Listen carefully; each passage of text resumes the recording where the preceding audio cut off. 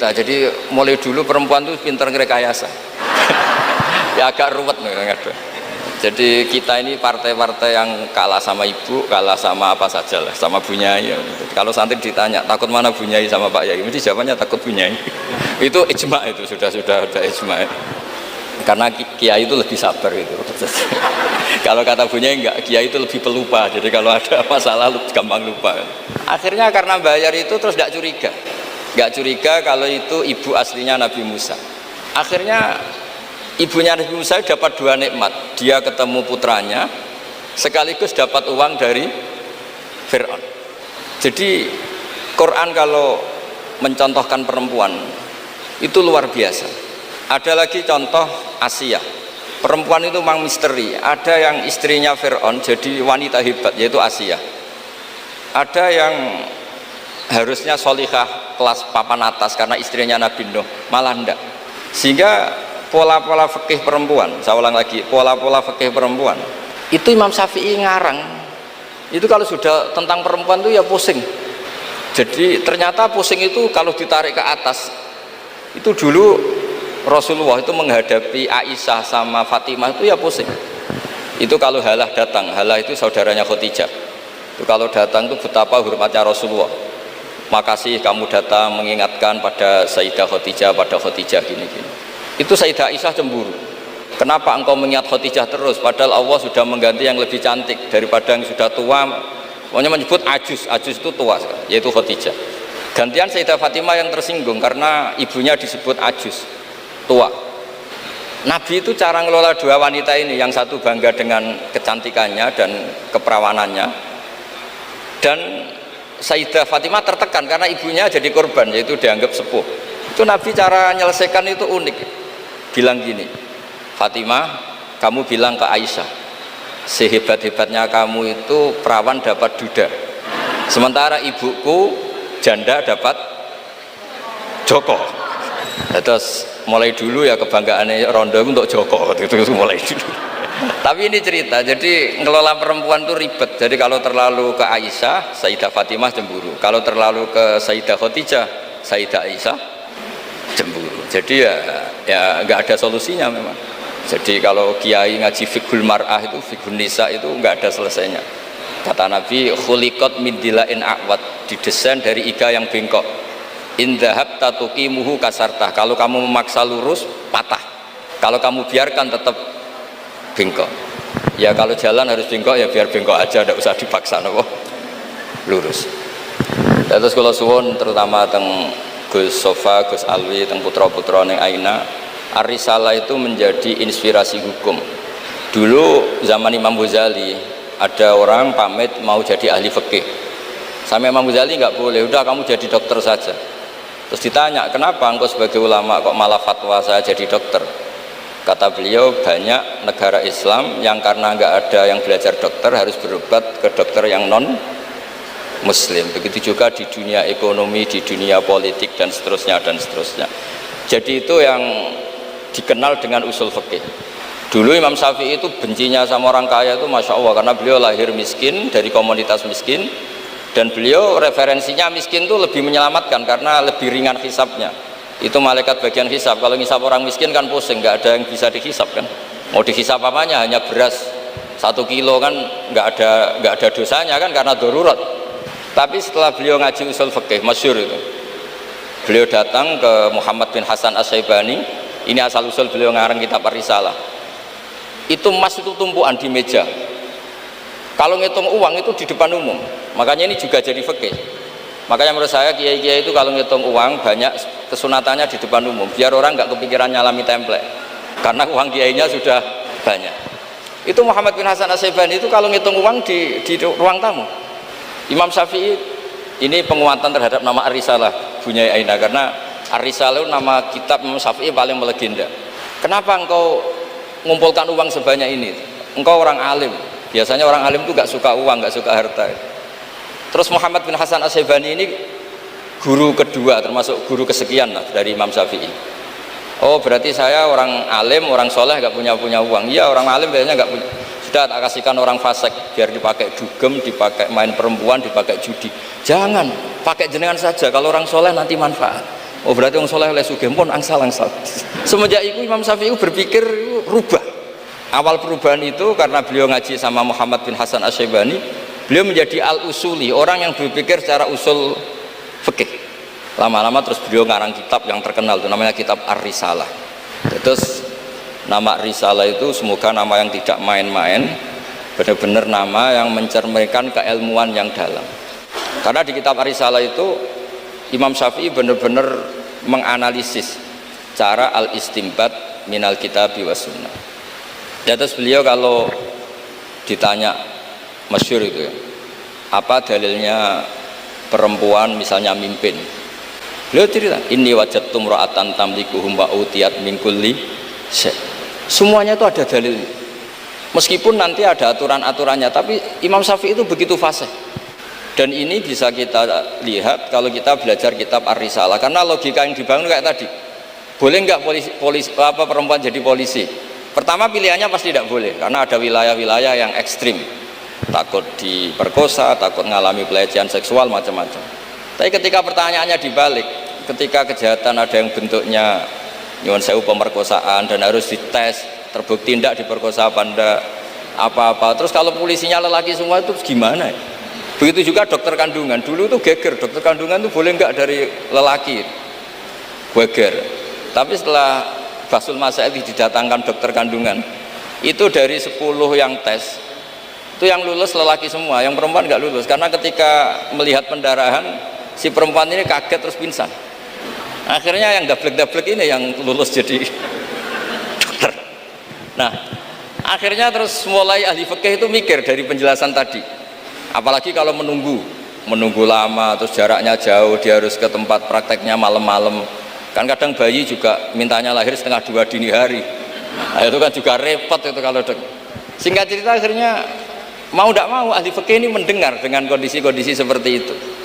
Lagi-lagi jawabannya di kitab Ar-Risalah. Jadi kitab Ar-Risalah itu kitab di mana Imam Syafi'i itu berargumen. Sama seperti tadi, kiai besar diundang di musola kecil itu kalau nggak datang, dulu dianggap sombong. Mentang-mentang sudah besar diundang musola kecil nggak mau. Tapi setelah ada fikih itu, pikirannya dibalik. Wong jatah kiai cilik kok dijupuk yo. Nah itu kalau toko-toko besar boleh di kampung-kampung kan kasihan yang ibu-ibu pedagang. Nah sekarang kalau kiai besar, payune kiai desa pendak manakipan ae sing kiai ini teko, kiai gede. Apa dadi lakone ra sida kan begitu. Wong saya berkali-kali ngalamin tuh, kalau saya nggak datang di acara-acara gitu, mesti kiai kampungnya matur nuwun Gus jenengan gak teko, muga teko. Ya karena mereka jadi lakon tapi kalau saya datang kan mahjub. Nah itu kan terus jadi mindset fikih juga. Ternyata cara pandang, oh nak teko kiai yang sopan, kiai gede kok diundang musola cilik teko. Itu mungkin kata orang banyak seperti itu, tapi tanyakan kiai RT itu. Sopan opo jupuk rezekine wong kan begitu. Nah fikih-fikih seperti ini itu adanya di kitab Ar-Risalah itu. Jadi Ar-Risalah itu kitab yang luar biasa. Jadi berkali-kali kalau matur sudut pandang itu harus kuat ya, sudut pandang itu harus kuat ya. Tadi misalnya Imam Sa'roni dulu itu ditanya, kenapa engkau sekarang suka jadi orang kaya padahal dulu anda senang jadi orang miskin. Beliau cerita ada ulama ditanya seperti itu terus ngendikan li'afuza biladzatil khitab, supaya saya kalau ada khitabnya Allah itu tidak ngenes. Khitab apa? Wa anfiku fisabilillah, kamu harus berderma di jalan Allah. Uang saja tidak punya kok disuruh berderma, supaya kalau baca Quran itu tidak ngenes teman-teman itu. Dan misalnya wajah itu bi amwalikum, saya tidak punya harta. Nah, ya semuanya walhasil saya minta lah, baru karena kitab Ar-Risalah itu yang miskin dia seneng karena nanti tidak ada hisab, yang kaya juga seneng karena lebih manfaat pada orang banyak, yang nggak jabat ya seneng karena meringankan hisab, yang jabat seneng karena pahalanya banyak karena ngurus orang nopo banyak. Kalau nu aslinya terkenal ini bukan seneng. Nanti saat ini kalau bukan nanti ngurus median bukan nanti, pasrah pangeran sebuah urusan. Tapi dongo menolak itu gak bukan wani kalau pangeran. Mereka engkau nak sing wong carane ngaji gratisan gak liwat wong koyok kulo ngeten iki. Karena kalau yang terkenal itu semuanya matre, itu juga repot umat. Tapi nak kulo terkenal kulo yo repot. Terus la haula wala quwata illa billah wa hasbunallahu wa ni'mal wakil. Jadi kalau suwon niki memang diminta ngaji ilmiah ya. Kalau minta pondok ini harus menjadi pondok ilmiah. Yaitu misalnya ada dokter yang muslim, muslimah, soleh, solihah, anggap saja itu awal dari praktek islami di dunia apa? Kedokteran. Misalnya di kepolisian juga sama, di birokrasi juga sama, karena berkahnya hidup itu kalau dikawal orang soleh. Wa maka nawau yu'adzibahum wa anta fihim. Komunitas yang tidak soleh, ada satu saja yang soleh. Soleh itu bisa materinya karena soleh, kayak para habaib batatu Rasulillah, atau soleh karena perilakunya, atau soleh karena keinginannya. Itu semuanya berkah, menjadikan azab ini tidak turun. Wa maka nawau yu'adzibahum wa anta fihim. Terus kula mboten saged matur kata-kata, wong kula teko tok pun sopan, pun gajaran kula pun kathah niku pun. Kula nak ngaji di rumah pakai kitab itu bisa 2 jam, bisa 3 jam. Tapi kalau ngaji seperti ini itu kan koyok kedikte gitu. Temanya diatur, jamnya diatur. Saya itu kiai yang paling pantangan diatur, tapi karena kalah sepuh ya sudah, jadi ganjaran ngaji ini tidak ilmiahnya tapi tawaduk saya gitu. Dimugi barokah tawaduk niki kula nggih untuk barokah pondok Lirboyo ngoten mawon. Assalamualaikum warahmatullahi wabarakatuh.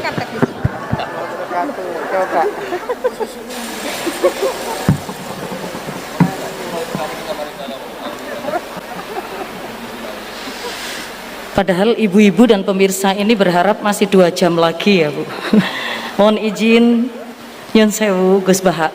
Ini kita akan memberikan kesempatan kepada ibu-ibu nyai yang akan bertanya, dan ini pertanyaannya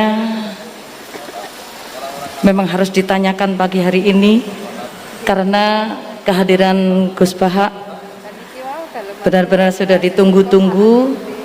Sepertinya bisa dimulai dengan pertanyaan yang pertama. Sinten monggo? Oh nggih, monggo. Assalamualaikum warahmatullahi wabarakatuh.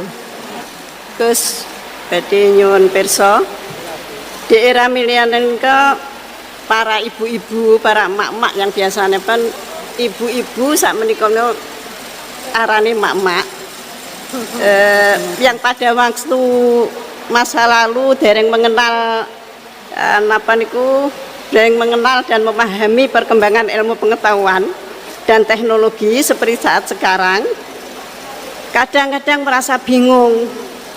Ibu-ibu merasa bingung menghadapi tantangan pendidikan di masa sekarang ini. Peserta didik sekarang dituntut paham dan bisa mengoperasikan perangkat multimedia sosial supaya tidak tertinggal oleh perkembangan pendidikan yang sekarang ini perkembangannya sangat pesat.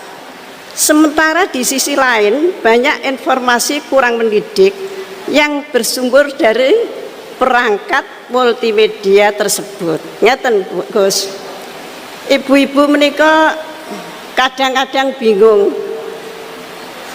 Santri menika kan boten pareng beto HP. Tapi sekarang niku pendidikan memerlukan kita harus pakai HP. Nah, yang ibu-ibu itu mau mengikuti itu sudah kadang-kadang sininya sudah tidak nyambung. Diwarai WA mawon kadang-kadang mboten sakit. Nah, mungkin kalau santri itu sudah mengunci HP-nya, kita tidak ngerti ini bagaimana caranya kalau dikunci, jadi tidak bisa. Terus bagaimana Gus caranya kita itu bisa mengarahkan anak-anak sehingga anak-anak itu walaupun pakai HP bisa bisa mempergunakan dengan sebaik-baiknya. Kadang-kadang di pondok itu sudah diberi jam, nanti jam segini ditumpuk, tapi wong ya anak ya tetap anak, kadang-kadang ya diselipkan. Kemudian pertanyaan kita sebagai orang tua dari anak-anak kami, baik para santri atau anak kami sendiri apa yang harus kita lakukan? Repot. HP saja tidak bisa, apalagi laptop. Padahal anak-anak itu kalau mencet itu sudah tahu apa-apa. Sedangkan kita yang tua tidak ngerti caranya mencet kadang-kadang. Kemudian bagaimana gini Gus, supaya anak-anak itu juga bisa apa itu mengikuti zaman tapi selamat sehingga mereka bisa pinter dalam ilmu pengetahuan tapi juga hatinya selamat, bisa selamat di dunia dan selamat di akhirat. Matur suwun. Monggo Gus Bahak.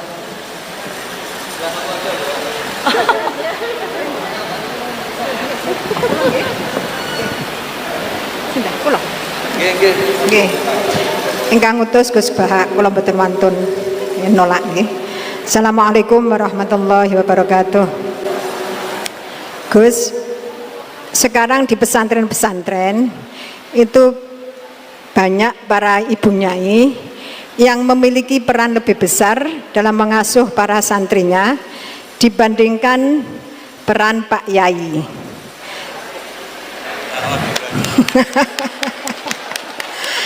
Tapi ketika ada ibu nyai yang namanya tercantum sebagai pengasuh, masih banyak masyarakat yang memandang tabu ini Gus, atau tidak etis. Bahkan dalam sebuah lembaga yayasan seringkali perempuan-perempuan itu dimarginalkan. Padahal perempuan itu kalau diberi kesempatan luar biasa Gus, laki-laki kalah semuanya. Kadang pendapatnya itu tidak dihiraukan, meskipun sebenarnya bagus. Dan ini loh Gus, saya minta keadilannya Gus. Dalam menyikapi kenyataan seperti ini, kita sebagai kaum emak-emak itu harus bagaimana? Saya menuntut keadilan Gus, dari Pak Yai, dari panjenengan. Terima kasih. Assalamualaikum warahmatullahi wabarakatuh. Ya nanti yang ikut jawab Bu Gubernur ini kan masa mau jadi pemimpin tidak mau jawab problemnya. Udah datang pakai helikopter, ada pertanyaan nggak mau jawab. Saya ini ganjarannya sudah terlalu banyak, 5:30 sudah datang, nanti diminta ikut meletakkan batu pertama ya. Oke. Terus begini Bu Nyai Nur Iskandar, jadi saya punya cerita dari Bapak juga, cerita ini pernah ngendikak Mbah Mun. Ada filosofi ilmiah yang nggak bisa diganggu gugat, ini harus kita camkan. Misalnya begini, al-insan abdul ihsan, manusia itu pasti mudah diperbudak atau dikalahkan oleh kebaikan. Singkat cerita, ada seorang kiai waroi zuhud, di rumah nggak ada TV, nggak ada HP, nggak ada motor. Saking inginnya anak itu nggak terkontaminasi TV, nggak terkontaminasi HP, juga nggak sering keluyuran ada motor. Tapi apa yang terjadi? Anaknya ini malah pertama punya HP atau memakai HP dipinjemin temannya. Kebetulan temannya itu tidak sholat. Pertama naik motor juga dipinjemin orangnya yang nggak sholat. Pertama tahu TV juga di tetangga, komunitas keluarga yang tidak sholat. Sehingga perasaan anak ini hanya punya utang jasa sama orang yang tidak sholat. Lama-lama kenangannya apa? Ternyata orang yang tidak sholat itu lebih manusiawi ketimbang yang sholat. Singkat cerita, anak ini akhirnya nggak sholat. Ketika anaknya itu nggak sholat, orang tuanya itu coro jawan itu tobat, minta-minta maaf sama bapak, sama saya. Era kiai saya minta, karena melihat Mbah Maimun itu di rumahnya ya ada TV, bapak saya di rumah ada TV, juga ada motor. Ketika sowan, walhasil intinya diceritain kenapa banyak kiai alim yang longgar, di rumah ada TV, ada HP, ada motor. Ternyata karena jangan sampai anak kita pertama merasa utang jasa itu sama orang lain. Nah, kalau orang lain ini yang orang nggak bener bisa berabe kan. Nah pondok juga gitu, kalau terlalu ketat HP, terlalu ketat apa, ternyata HP ini barang mewah, barang wow, kebetulan yang nilai orang lain. Dan akhirnya santri ini merasa utang jasa sama orang Nah, ya kalau orang lain ini tepaan orang soleh, kalau enggak. Makanya ibu-ibu juga situ, senyum tuh barang mewah. Ternyata bapak-bapak kenangannya sama bakul kopi, tidak sama istrinya. Akhirnya yang diingat ya bakul kopi, karena senyum itu mewah. Ini sekaligus jawab pertanyaan yang enak, minta keadilan. Saya juga minta keadilan. Ya itu sudah komplit, jawaban itu sudah. Pokoknya kita kondisikan al-insan Abdul Ihsan. Jadi itu tidak bisa ndak. Makanya ngelola anak-anak itu ya harus hati-hati, ngelola istri, ngelola suami, ngelola komunitas masyarakat. Kenapa kiai itu harus dermawan? Kenapa orang baik harus dermawan? Kalau yang dermawan orang fasik, pasti orang fasik ini yang punya pengaruh, karena al-insan Abdul Ihsan. Makanya ini kembali lagi ke kitab Ar-Risalah tadi. Saya berkali-kali kalau ngaji bilang, tasaddaku walau bitalqati wajhin. Kamu disuruh sedekah meskipun senyum. Senyum itu dalam fikih formal dikatakan sunat, tapi dalam konteks sudah kompetisi itu bisa wajib. Di rumah nggak pernah ada senyum, di warung kopi ada senyum terus. Kira-kira menang mana? Sama. Ketemu preman disuguhi kopi senyum, sowan kiai diamu itok. Akhirnya masyarakat mau ke preman karena di sini lebih dimanusiakan ketimbang kalau sowan kiai dimarah-marahin tok. Akhirnya konsep Nabi Tolkoti Wajin tidak lagi kita katakan sunat tapi wajib. Makanya berarti ibu-ibu senyum sama suaminya wajib. Tapi kalau disenyumin terus ya wong lanang ya udah blek itu, dikira nggak pernah salah. Berarti marah juga. Ya sudah usah diwajibkan, sudah dilakukan, alhamdulillah. Jadi menurut saya ngadepi fenomena sosial apapun kita harus punya kaidah ilmiah yang permanen, yaitu al-insan Abdul Ihsan. Semuanya fikih, semuanya solusi, semuanya teori itu pasti kembali ke situ. Kalau kita lebih menarik karena ihsan kita, pasti orang ke kita. Tapi kalau kita jeblok secara sosial, ya dibayangkan Allah itu walau kunta faturolidal qalbi lan faddu min haulik. Kalau seorang pemimpin itu kok wangkot, angkuh, tidak simpatik, pasti lan faddu min haulik, pasti orang itu bubar. Jadi itu jawaban umum, tapi insya Allah menjadi solusi untuk ngelola anak kita. Saya sampai sekarang itu ya biasa ngedusi anak saya, jalan-jalan sama anak saya, supaya utang jasanya anak itu sama orang tuanya. Istri saya itu keluarga Sidogiri. Itu saya pernah bilang, kalau anak saya minta uang jajan meskipun saya tidur agar dibangunin oleh anak saya. Kata istri saya kan, yaitu nanti melatih tidak sopan. Tapi akhirnya saya beri penjelasan secara ilmiah. Yang wajib jajan anak itu orang tuanya, jangan sampai ganggu mbak-mbak atau kangkang. Sehingga korbannya ya harus saya, bukan orang lain. Jadi kita harus kadang-kadang lebih bicara ilmu ketimbang akhlak. Apa artinya anak kita berakhlak sama orang tua, tapi anak kita pas mau jajan ngel-ngel orang lain. Nah hal-hal seperti itu supaya apa? Anak kita punya kenangan, saya bisa jajan karena bapak saya bisa jajan karena dituruti bapak saya. Tapi kalau kenangannya sama tetangga, dan kebetulan tetangga kita misalnya kurang baik, maka nurutnya sama tetangga yang kurang baik ini. Jadi ini menurut saya ini karena masalah ijtihad. Neng ana boleh gak setuju ya karena ini masalah ijtihad. Tapi harus setuju, satu-satu diundang kok ora dituruti fatwane kan. Tapi jelas kaidahnya itu tadi pegang al-insan Abdul Ihsan. Sehingga kita bisa ngelola gimana orang-orang baik itu berjasa. Makanya ketika Rasulullah SAW masyhur itu, inna hadatin irtadaituhu li nafsi wala yusliha li hadatini illa sakha wa husnul khuluq. Agama ini sudah final, cuma yang bisa mengawal agama ini hanya dua, yaitu dermawan dan husnul khuluq. Jangan sampai orang lain yang nggak benar lebih berempati, lebih dermawan, sementara yang soleh kurang dermawan atau kurang empati, sehingga kompetisinya orang soleh ini kalah. Ya saya kira demikian. Ini mohon terakhir, mohon assalamualaikum warahmatullahi wabarakatuh.